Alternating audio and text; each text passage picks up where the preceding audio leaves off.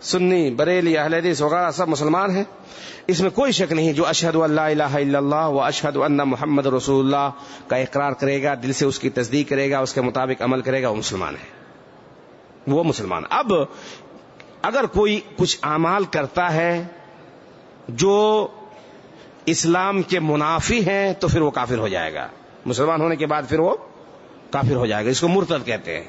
اللہ کے رسول صلی اللہ علیہ وسلم کو کوئی گالی دے دے اسلام لانے کے بعد کافر ہو گیا، قرآن کو گالی دے دے کافر ہو، سنت کا انکار کر دے کافر ہے، دین کو برا بھلا کہے کافر ہے، دین کو پسند نہ کرے کافر ہے، سمجھے کوئی کہ نہیں کوئی اور چیز ہے جو ہمیں قرآن اور حدیث سے بھی وہ چیز اچھی ہے، کوئی اور ہے جس کی بات جو نبی پر بھی خروج کر سکتا ہے، جن کی بات نبی سے بھی اچھی ہے، یہ سب اگر ہم کہتے ہیں۔ اگر کوئی صحابہ کرام کو گالی دے دیتا ہے، صحابہ کرام جس کو اللہ تعالیٰ نے کہا رضی اللہ عنہم اجمعین، رضی اللہ عنہ ورضوا عنہ، تو وہ بھی کافر ہے۔ اگر کوئی ہے تو عائشہ رضی اللہ عنہ صحابیات پر امہات المومنین کو گالی دے، امہات المومنین پر زنا کا تہمت لگائے، تو وہ سب کے سب کافر ہے۔ لیکن اگر کسی نے اشہد ان لا الہ الا اللہ و اشہد ان محمد رسول اللہ دل سے پڑھا ہے، تصدیق کیا، اب اس کے اندر کچھ مخالفات ہے، خرابیاں ہیں، حتیٰ کہ شرک بھی ہے اگر اس کے اندر، تو وہ ہمارا مسلمان بھائی ہے۔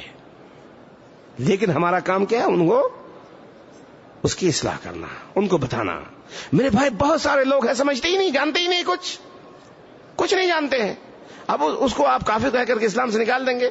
آپ کا کام ہے ان تک دعوت پہنچانا، صحیح بات کہنا، اچھے انداز میں، پیار سے، محبت سے۔